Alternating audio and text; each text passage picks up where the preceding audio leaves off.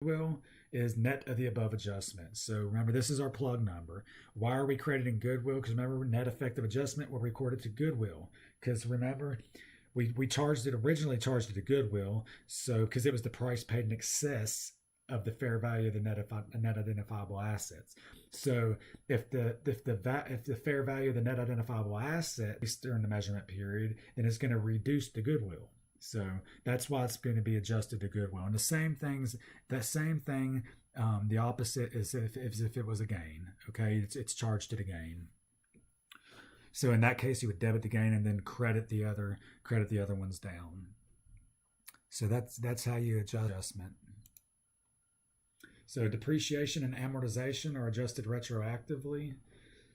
So the difference in the adjustments that we made from the provisional amount to what the new estimate was, we have to account for that and do the depreciation and amortization retroactively. So you can see here retained earnings. Once again, that's how you have to make the prior period adjustments. And these are just some numbers thrown out from the book here. So that's bringing accumulated depreciation for the buildings up to date, because obviously the value is valued higher. So we have to adjust our accumulated depreciation for whatever form of depreciation we're using, straight lines, some of the year's digits, whatever it might be. Same with customer list here. It was also adjusted as well, amortized, because remember, intangible assets are amortized, whereas fixed assets are going to be depreciated. So that's what we're doing. We're catching these up retroactively to the levels in which they should be with the new values.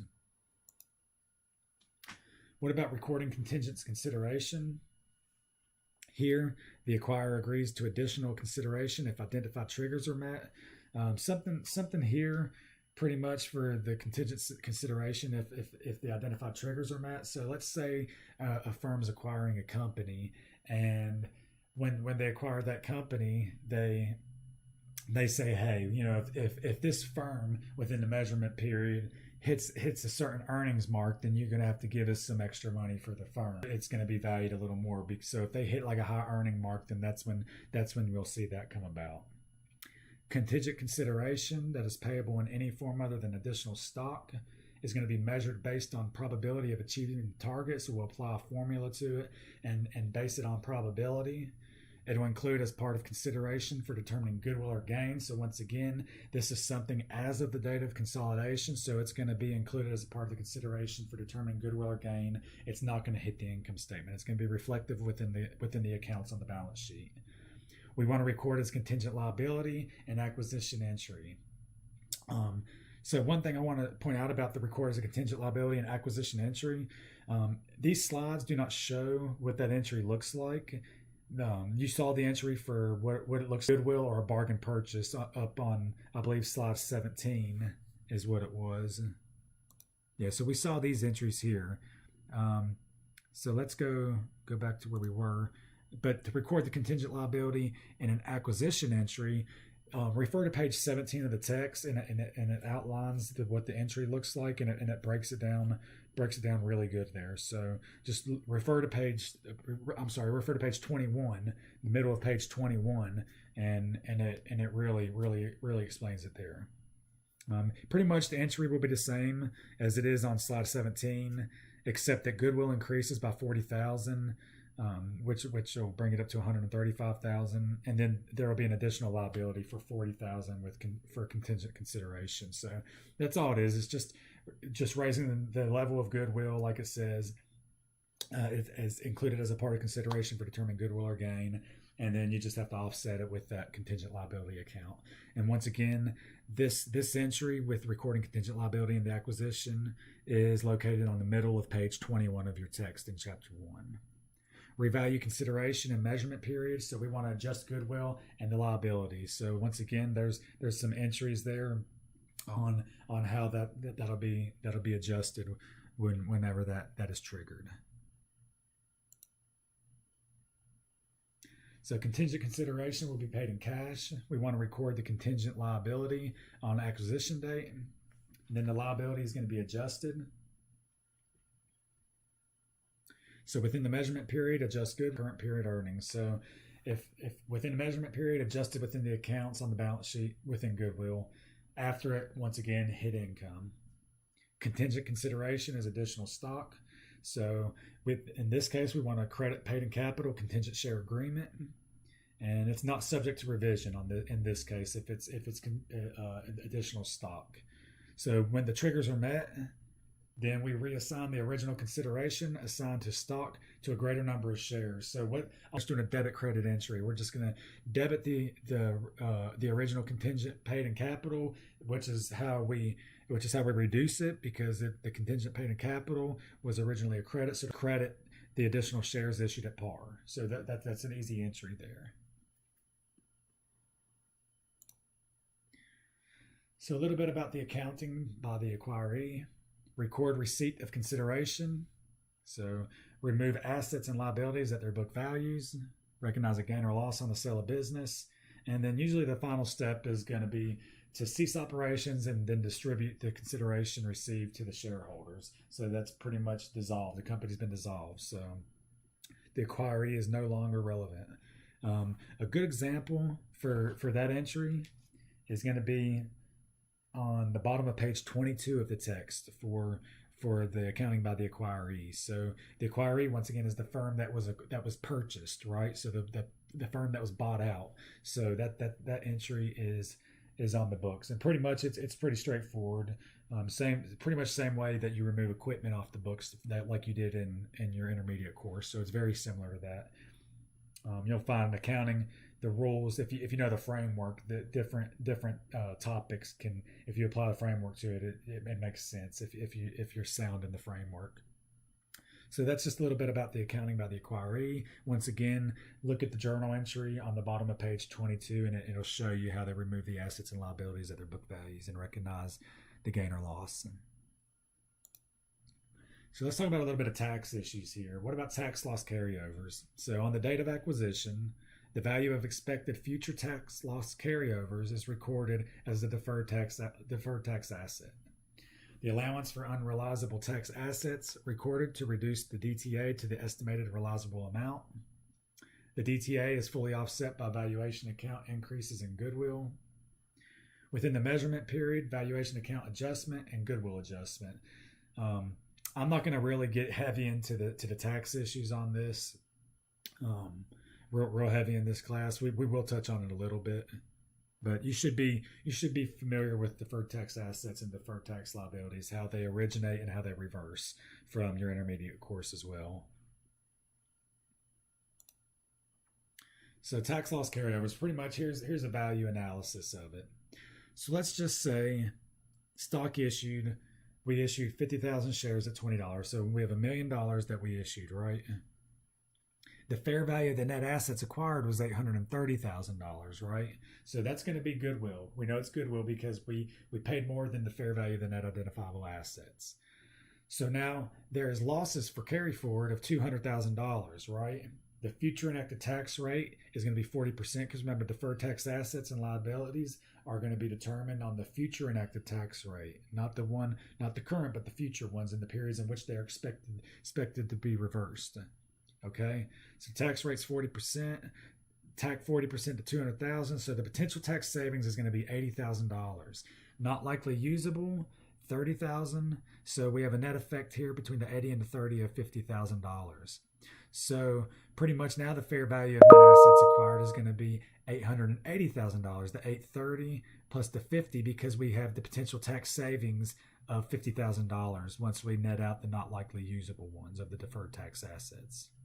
Okay, makes sense. Issued the tax savings, simple calculation, the loss carry forward amount that they're carrying forward, applied to the future enacted tax rate if applicable, and then the potential tax savings, and then the not likely usable, net that, and then apply it here. So that means the goodwill now is only going to be $120,000.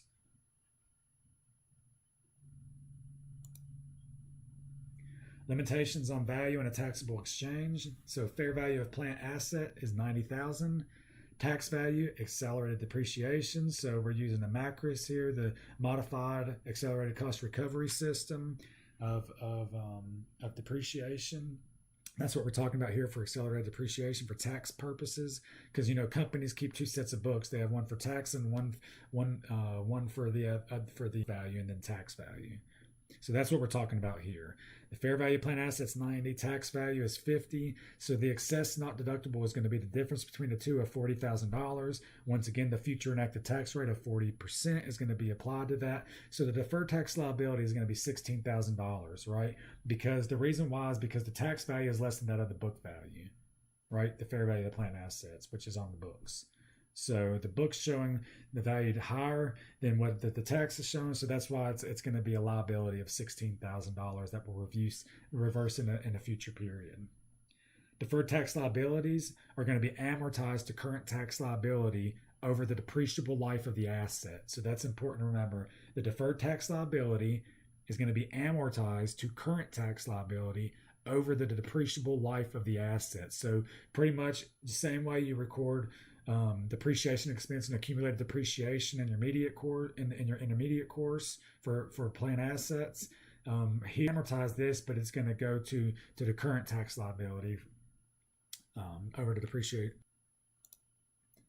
So what about some tax issues with non-taxable exchanges? So the acquirer's deductions for amortization and depreciation are limited to book value of acquiree. All accounts are recorded at fair value. So this is what the difference is going to result in here. So if the fair value of identifiable assets exceed the book value, you have a deferred tax liability. If the book value of identifiable asset exceeds fair value, you have a deferred tax asset.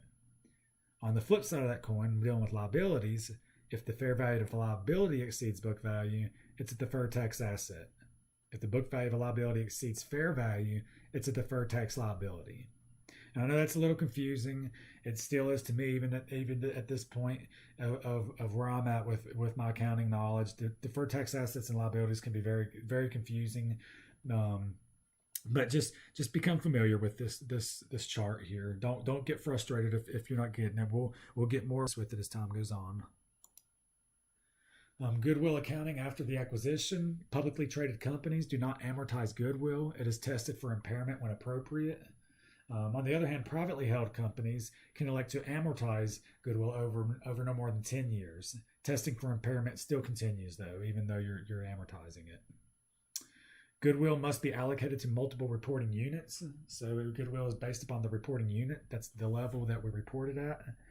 Methods for evaluating the reporting unit must be established. So we have to know how we're going to value the reporting unit, and that has to already be established just before we go about this impairment testing. Impairment testing is normally done on an annual basis, so it has to be done at least once, or if conditions arise in which we think that goodwill could be in an interim period. The procedure for determining if impairment has occurred must be established, and the procedure for determining the amount of the impairment loss must be established. So everything has to be established, okay? You can't just make it up as you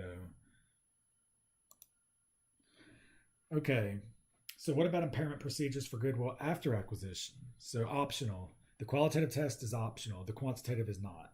So the qualitative assessment is to determine whether it is likely that the fair value of the reporting unit is less than the carrying value. And I know it says fair value twice here, but this should say carrying value or book value. Okay, so qualitative assessment determine whether it is likely that the fair value of the reporting unit is less than its carrying value. So quantitative impairment test. If implied fair value of the reporting unit is less than the carrying value of the reporting unit's net assets, including goodwill, then impairment loss calculation needs to be undergone. So if the answer to question number 1 is yes, then the impairment excess of the implied fair value of the reporting unit over the fair value of the reporting unit's identifiable net assets, excluding goodwill. Okay, so that's the rule for goodwill impairment. So here's the two-step thing. I think seeing it in numbers here is a little bit better than just seeing it in writing. So step 1 for goodwill impairment, we need the estimated implied fair value of the reporting unit. So once again, the estimated implied fair value. So we determine what the fair value is. In this case, it's $320,000. The existing net book value, including goodwill, is $345,000. Okay. And then recall here that it's including goodwill. Goodwill is considered to be impaired in this case, okay, because the net book value of the assets is higher than the fair value. So the goodwill is considered to be impaired here. So in this case, we need to go on to step 2 now. Once again, the estimated implied fair value of the reporting unit is $320,000. And in this case, the fair value of net assets exclusive of goodwill is $285,000. So in the step 1, we still have to include goodwill on it, right? As we can see here, because this is including goodwill. Then if we move to step 2, it's the estimated implied fair value of the reporting unit compared to that of the fair value of net assets exclusive of goodwill, because goodwill is what we're trying to determine here, whether it needs to be written down to what it should be. So in this case, the fair value of $285,000. So the implied fair value of goodwill is $35,000 in this case, which is the difference between these two numbers right here, right? So the existing goodwill is $63,000. So the estimated impairment loss is going to be the difference between the implied fair value of goodwill and the existing goodwill. So it has to be written down by $28,000. I hope that makes sense to everybody on the goodwill impairment. This is something that is important that I will be you'll probably see on your homework or on a quiz and on the exam. So that's important. Lastly, the estimating goodwill. Goodwill is based on an expectation of excess earnings, forecast future continuing income, the estimate of normal income of the entity, and then there's some models used down here for the excess earnings to estimate goodwill. The excess earnings in perpetuity, and then the excess earnings for a given number of years, non-discounted or discounted. Once again, I'm not going to get into the estimating goodwill. I just wanted to hit it real quick. So that's it for chapter 1 here, just as far as going over the slides. Like I said, on Tuesday in class, we'll work through a little bit of problems. We'll do some multiple choice and just hit some concepts and everything and go over homework and stuff like that to make sure that everyone's on the same page and everyone understands the material before we move on. For the main things out of chapter 1, really, I just want you to know the bargain purchase option. To me, the most important thing